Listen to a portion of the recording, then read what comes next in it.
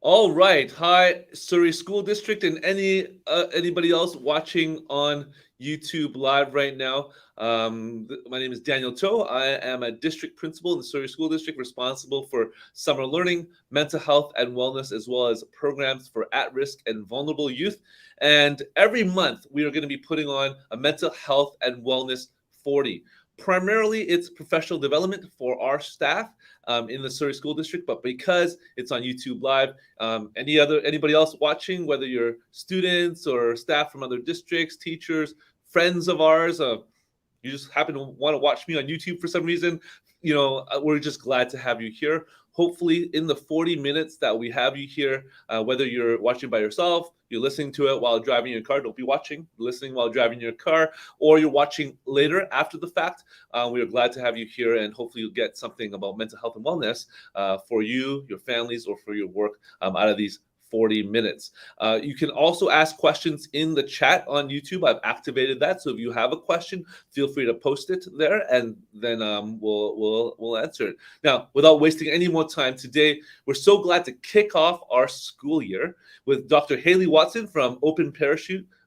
.com. I don't know if you want me to say the .com, but the openparachute.com, they do a lot of innovative, they build a lot of innovative resources for mental health and wellness that's used, I think, all across the world now. I think you've touched many different points of the globe. We use it in high schools and some of the resources in elementary here in Surrey School District as well, but primarily in the high schools.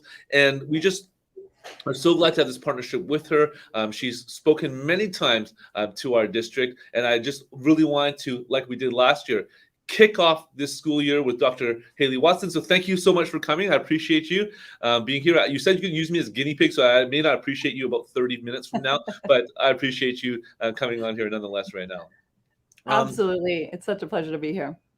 So our theme for today is the kickoff and the start for the school year, and how to deal with the existing stress that already exists as we enter into our schools, into our classrooms, and even into meetings. The example I think I emailed you and gave you was that it's almost like we're all living in a haunted house, right? It's our house. We love the house. All our stuff's there. We have all the memories from our family there. It's a wonderful place. But yet there's this ghost that haunts it.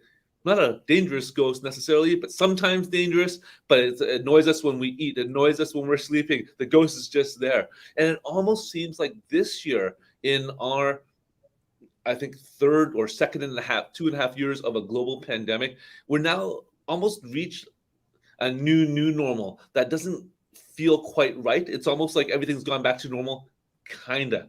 And already we can see in schools, having kids in school, myself running an alternate school, but also visiting schools here in our district. There almost seems like it's a palpable apprehension happening, but nobody can really put their finger on it, right? We're still wearing masks in our schools, but classes as normal. We're still trying to keep distance. That's the recommendation, but now visitors can come. All the sports and all the extracurriculars, thank goodness for kids, are still happening. Yet there almost seems to be is this okay to do thought every time we do something. Even when I visit a school, I put on my mask, and I'm not sure if the person I'm talking to wants to put on their mask or not. There's always that uncertainty. Do we shake hands? Do we hug? Do we elbow? Like, what do we do? And the stress level, unlike even last year, it seems like it's already starting at the high point where it was in June, right? We talked about, I think when we talked in June, we talked about things starting a bit lower. The numbers were lower in September of 2020. Then as the numbers went up, the stress went up, and you talked to us in September about how to deal with that. In June, we talked about the summer can be a time of rest, what we can do to sort of re-energize ourselves. But now we seem to have re-energized ourselves and stepped into an environment where it actually seems better, but also even equally as stressful. And now that we're in September, so that's what the topic is for today. So I'll let you take it away and guinea pig away if you need me to be an example for anything. Perfect. Absolutely. And I love that metaphor that you painted of the house with ghosts in it, this haunted house, these experiences, these memories that are with us still. And I think you really put it well in that there's this feeling of apprehension, but we don't necessarily know why, and we can't articulate it because what we're dealing with is current stress, but also lingering stress. So all of those things that have happened, most of us have not been able to process them fully because life goes on, we're busy, we don't really know how to make sense of it yet. There isn't an end. It's not that it's behind us. We're sort of still in the thick of it. And so I really love that metaphor, and I want to use that as a springboard to kind of dive into what we can do. That's really what we want to focus on today. What can we do in the midst of this? And so the first thing I thought of when you sent me that email with that metaphor is it reminded me of something my dad told me actually when I was younger. Okay. Yeah, so he told me that when we're young, all of us, it's like we're all born in a mansion and we live in this beautiful big mansion. And as we go through life, when we encounter something hard, something that scares us, something that's frightening, something that's uncomfortable, that is not a nice experience, it's like we've opened a door and we've seen that experience, we've felt that. And so usually what we do is we want to close that door because we don't want that experience. We don't want that feeling. And that's a really natural human reaction to try to shut out those things that are hard. But the problem is what we end up doing as we go through life is continually shutting more and more doors. And then ultimately where we're left with is, living in this tiny little broom closet. Meanwhile, we have this whole beautiful mansion that we're not accessing.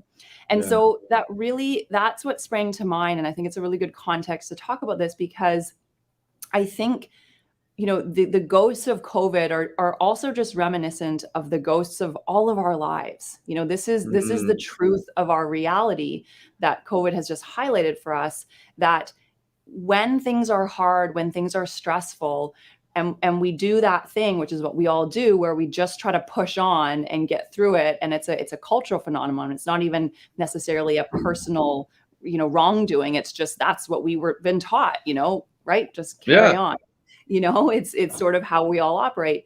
What happens is we don't realize we're closing these doors. And so we're limiting ourselves mentally.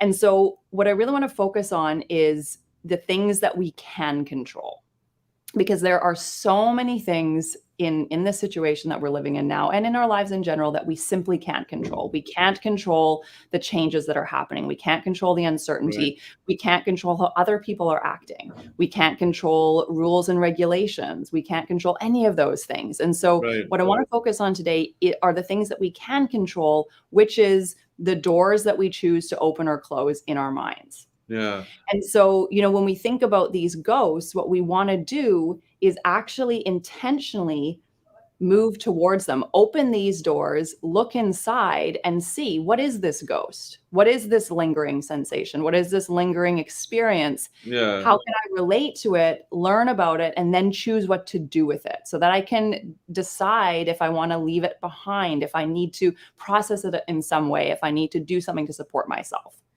Well, and so that's, go ahead. Before we go into that though, there is that fear though, right? Like, and yesterday I did for the Stigma Free Society, we did like a conquering fear. I talked to someone about that.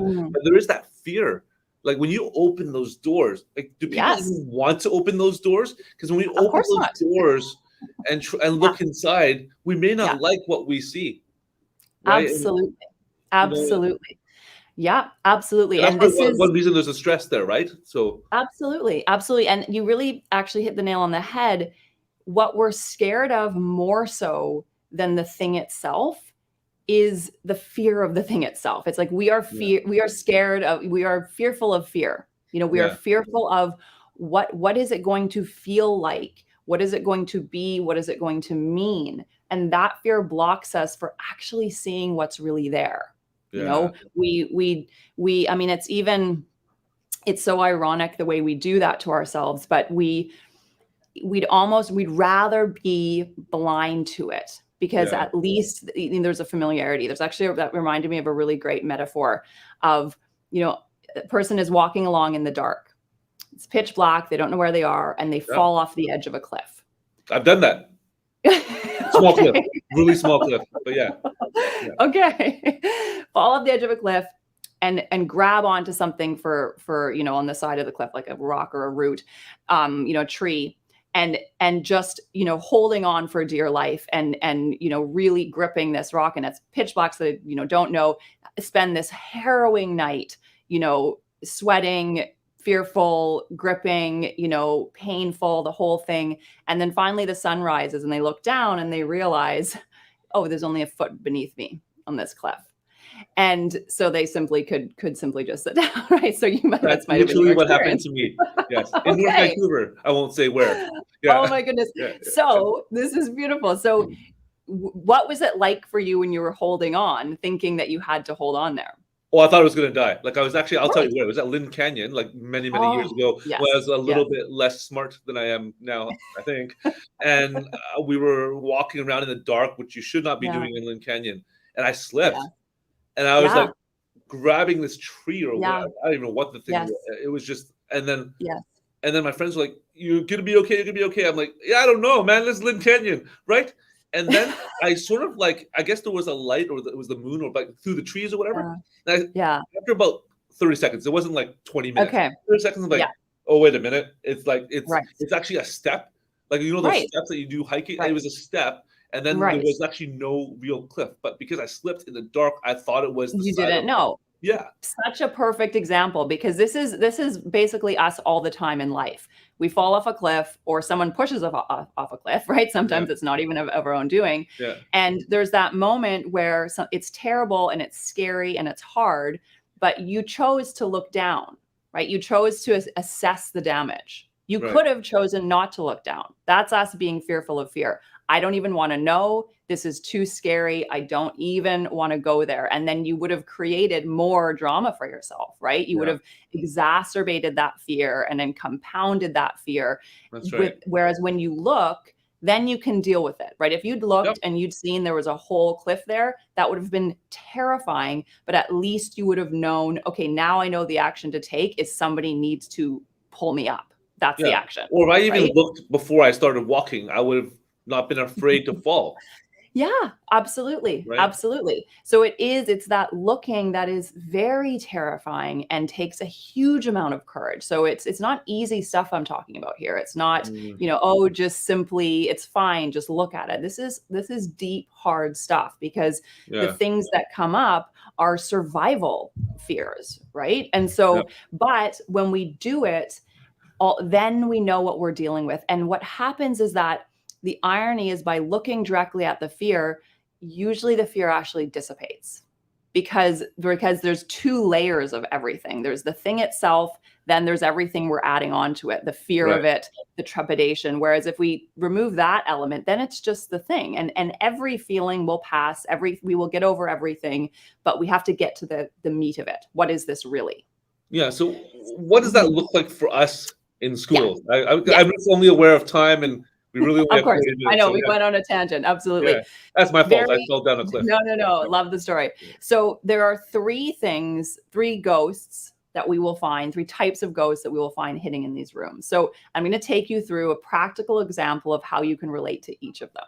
Absolutely. So we're gonna dive into your haunted house, Daniel. Done. Let's do it. Let's do it. Game on. Okay, I got free therapy last September. I expect free therapy today. There you go. Free therapy. So the three types of things. So what we mean on a practical level is simply stopping and noticing. So we're just asking ourselves a question. So the three types of ghosts, we'll start with the first one. The first type of ghost, when we open a room, will be ghosts of feelings. Okay. So that's what we're going to talk about first. So I want you to think of, what is a feeling that you can tell is lingering for you in relation to COVID or anything else in your life that you don't like. You can see, maybe it's fear, as you mentioned, maybe it's something else. What's the feeling that comes up that you would like to let go of, or it's a ghost that's hanging around for you? I'm always worried, or like the feeling is what I'm going to be doing going to be safe for my family when I've done it? So whether it's going to a meeting myself, or taking my kids to the park, or booking a trip, even like close in BC, right? Like we went through that in the summer. Like, do we go to the interior? And we actually didn't end up going because of the forest fires here, Mhm. but also, Yeah. and thank you firefighters, by the way, for fighting. But the forest fires and the COVID numbers, like we actually Mhm. didn't, right? And Yeah. it's always that tension between, is what I'm choosing to do gonna Mm. hurt anybody else? And we Yeah. typically would think that, but not to such like a my like Yeah. excessive way. Yeah. And I would love to not have to think about that anymore. Got it. Like a Beautiful. So decision, right? absolutely. So you've targeted the second ghost already, which is the thoughts. So Yeah. we'll park that for a second, but Okay. but this is perfect because the thought is around, am I doing the right thing? Am I Yeah. messing up? Am I going to hurt someone? Now, what is the feeling that comes up when you think that thought? What do you feel? Is it fear? Apprehension, like just Okay. like almost like a worry, yeah? Yeah. Like Yep. it To me. could be Yep. fear, Yep. but fear linked with worry and anxiety together. Yeah, absolutely. So to me, that, when we think of worry and we think of anxiety, the base emotion of all those is fear. It's Mhm. that sense of Yeah. fear.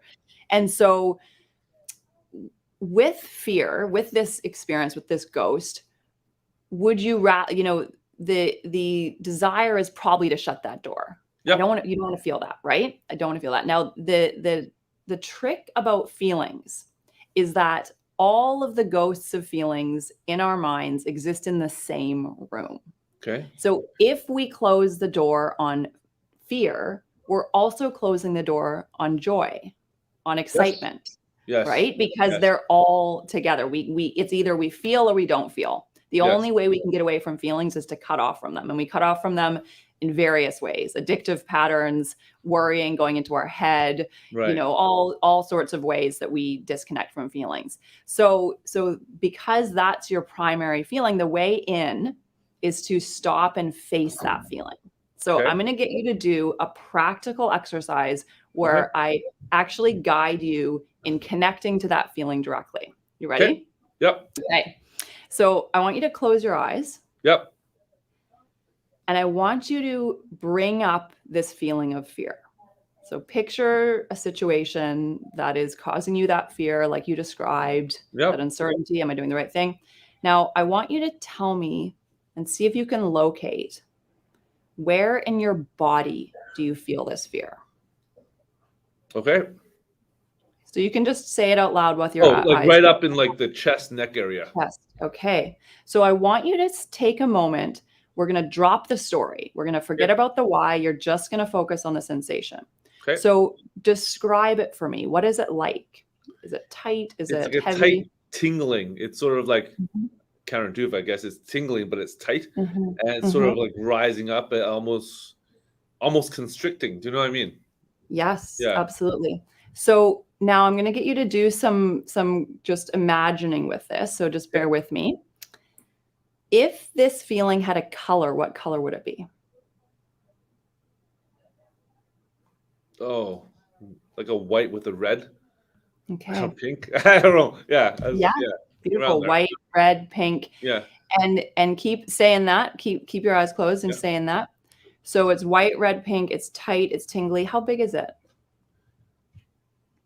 The size of a football. I don't know. Yeah, Mhm, like it's just like mhm. located here. So Yeah, that size, right? yeah, Yeah. yeah. So, and we're just gonna pay attention to it for a moment without judging it, Yeah. without making it right or wrong. You're just gonna feel it.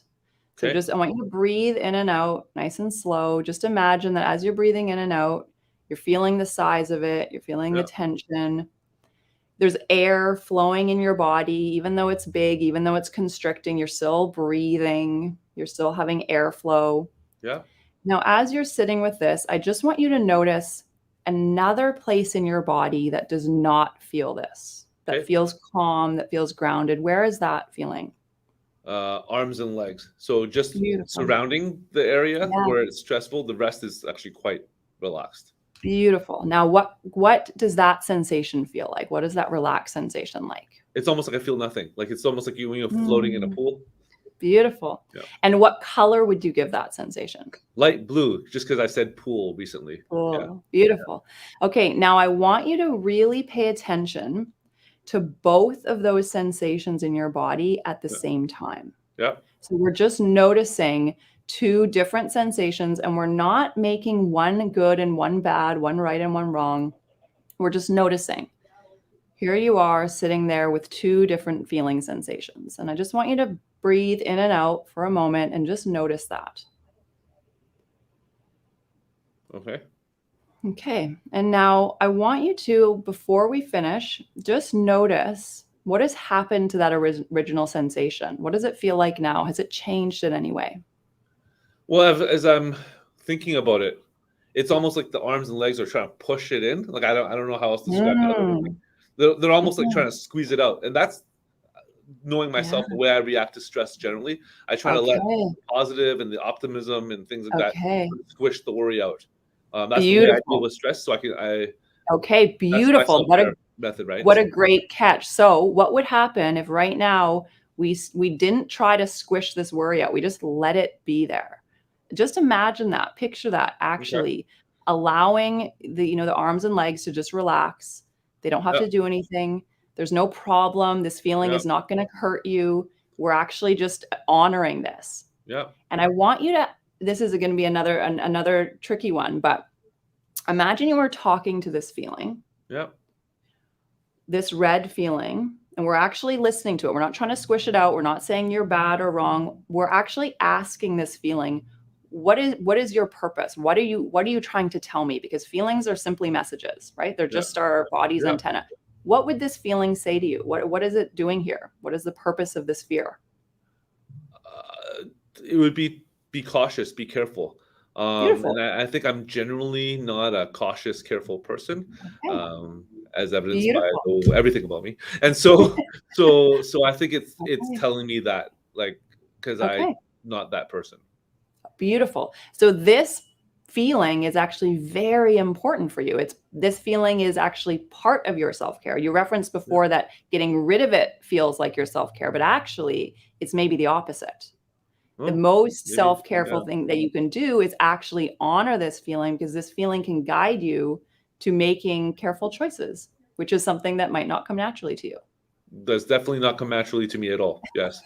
I make thoughtful choices, but not necessarily careful. You know what I mean? So yeah. Absolutely. So then the final thing we'll do before we leave this is notice now, what does it feel like in your body, in your Mhm. chest, now that you've had this sort of thought process around it and you've consciously tried to give that feeling space and you've listened to it? What does that It's feel like? still there, but it's almost like I'm feeling, just describing it for the YouTube audience. Yeah. It's almost like a warmth, but Yeah. it's almost intertwined with the rest, right? So I'm Yeah. still feeling the calm in the arms and legs. I'm still pretty Yeah. loose, but it's not tight necessarily, but almost feels like Yeah. an expanding warmth. Like when you Yeah. have those hot heat things and you put them in your gloves when Yes. yeah, it's Yes. almost like that. It's like an expanding warmth, like a Beautiful. seat warmer in a Okay. car, like that. Yeah, Amazing. Okay, beautiful. So when you're ready, you can come open your eyes and yeah, come back.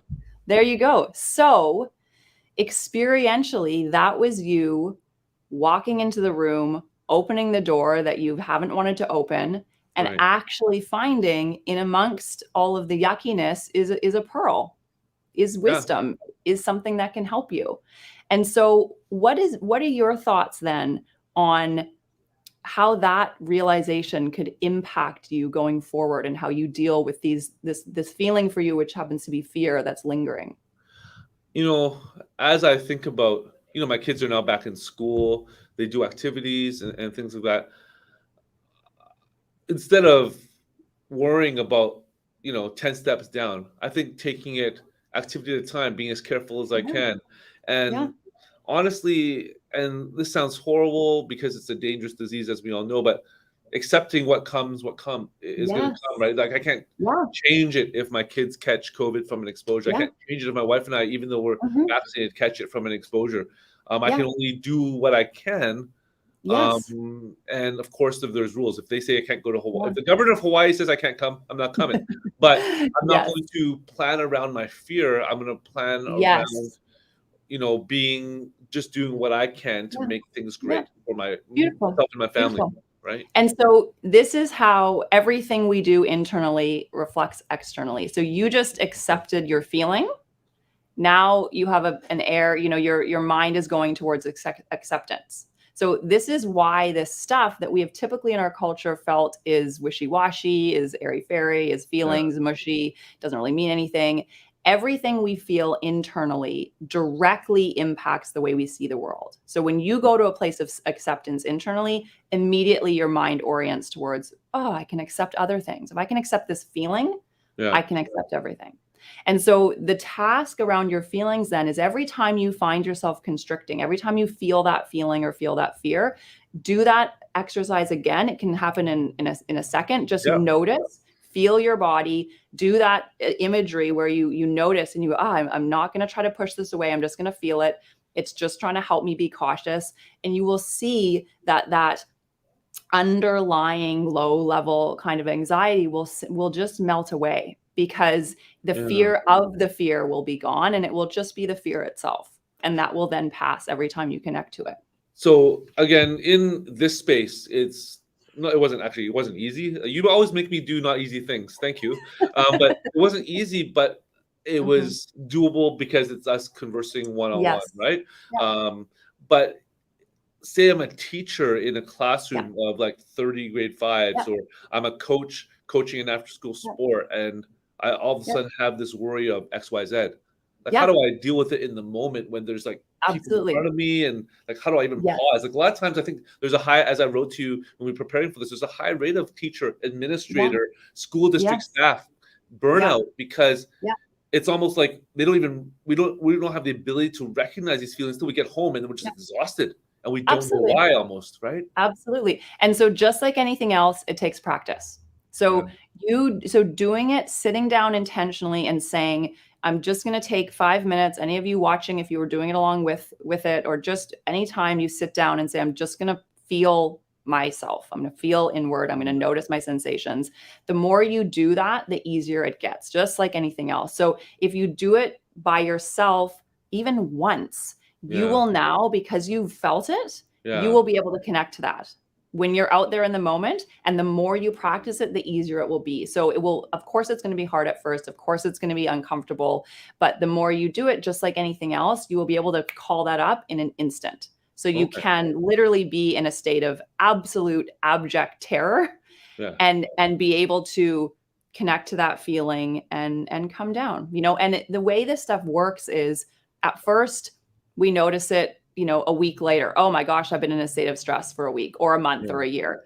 Then we practice and practice. And then we notice it. Oh, just today I was stressed. And then we notice it. Oh, last, that hour ago I was stressed. And then eventually we start noticing it in the moment, And so, but any one of those, there's no right or wrong on this journey. So if we're only noticing it way back when, that's fine. There's it's just wherever we are, we start there.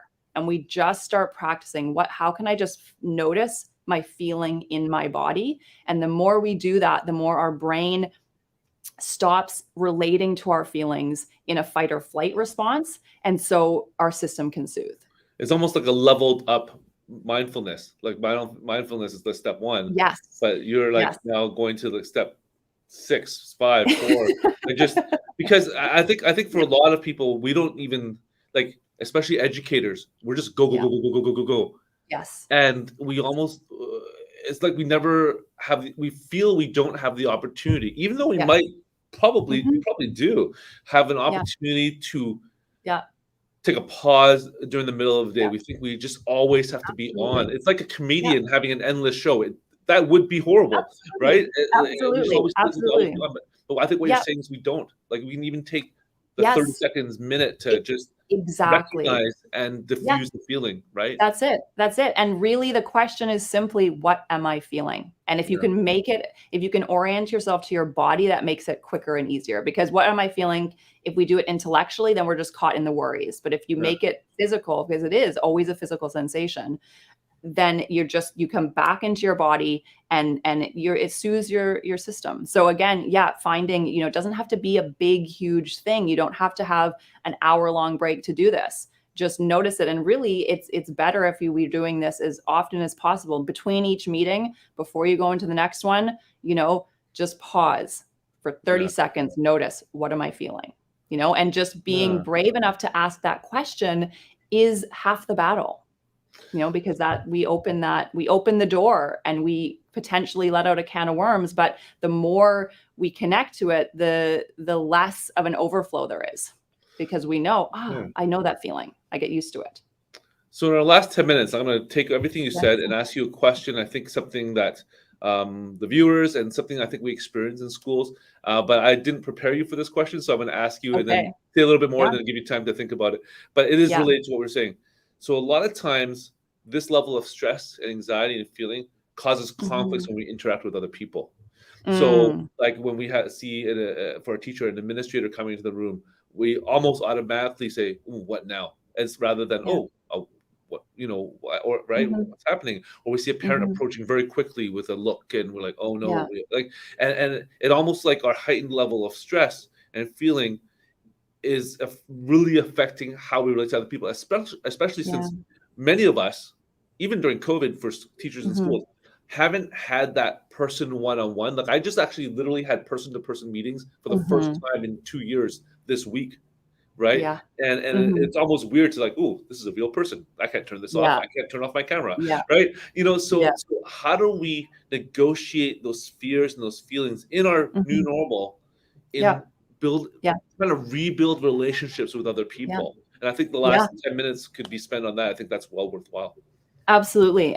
So it's a great question, and it really ties into, so we didn't even get to touch on the other 2 doors, but I can Oh, weave it into my answer here okay, because that was absolutely, the absolutely. feeling door. It's the most important door, so that's good. Okay. But the other elements that we have control over are our thoughts and our actions. Yes. Those are the other 2 pieces. And so what's really important in our interactions with others is, first of all, to always remember nothing is personal.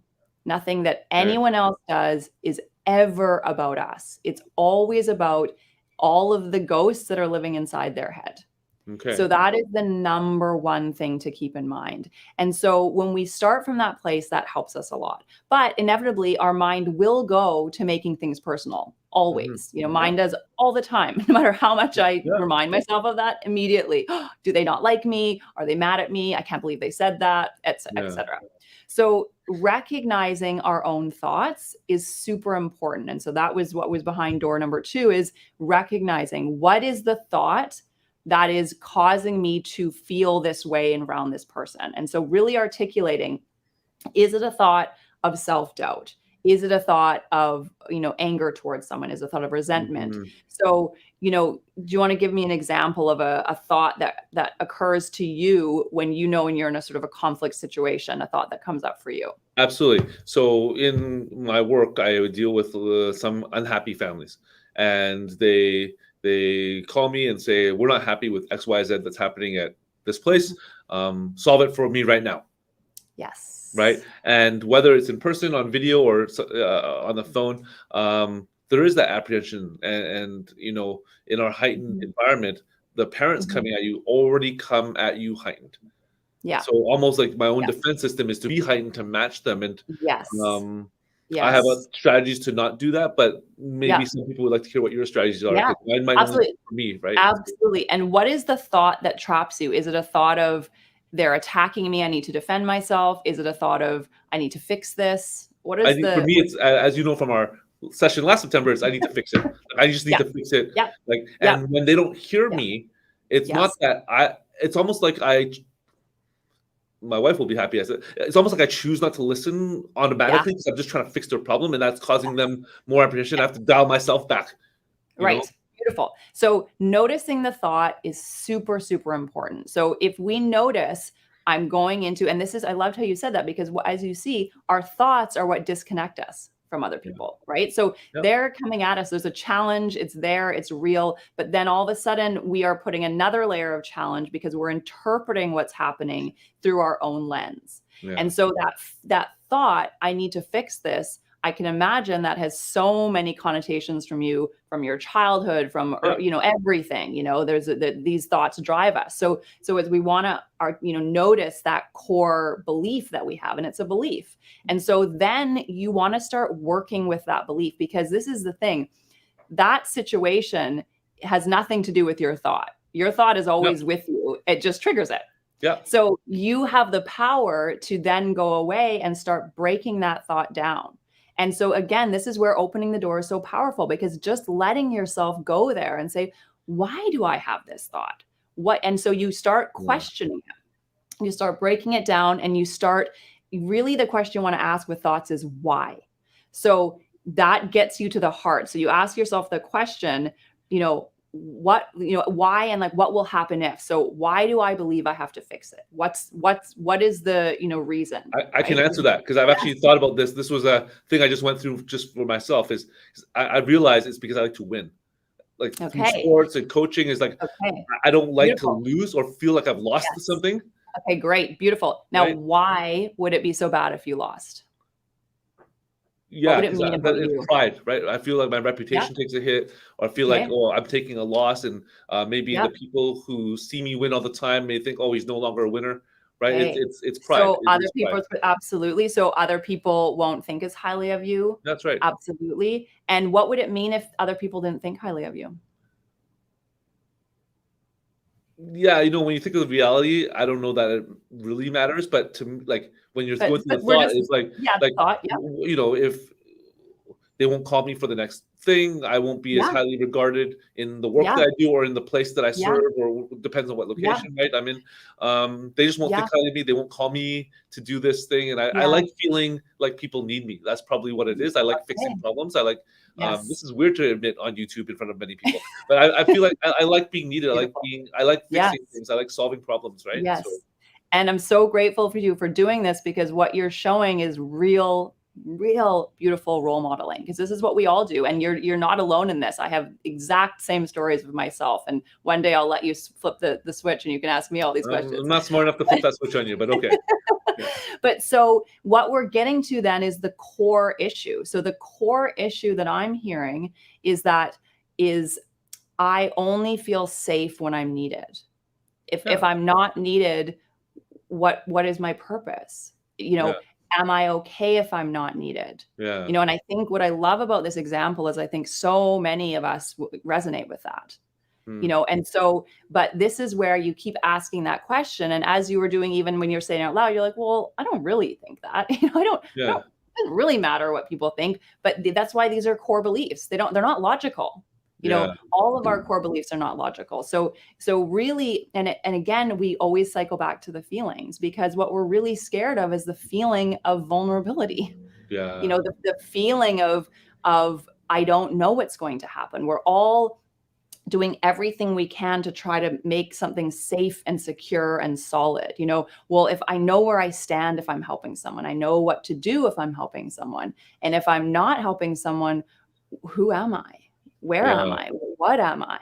And Yeah. that feeling is overwhelming. But if you let yourself sit in that, can you feel the relief that happens when you just go there and you go, Yeah.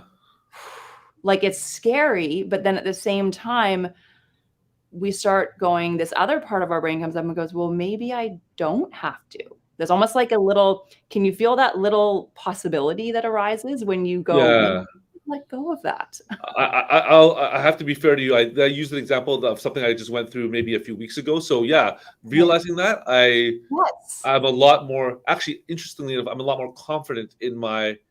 everything I do now, because Yes. I know that I'm giving whatever I can give. I'm giving my all, Yes.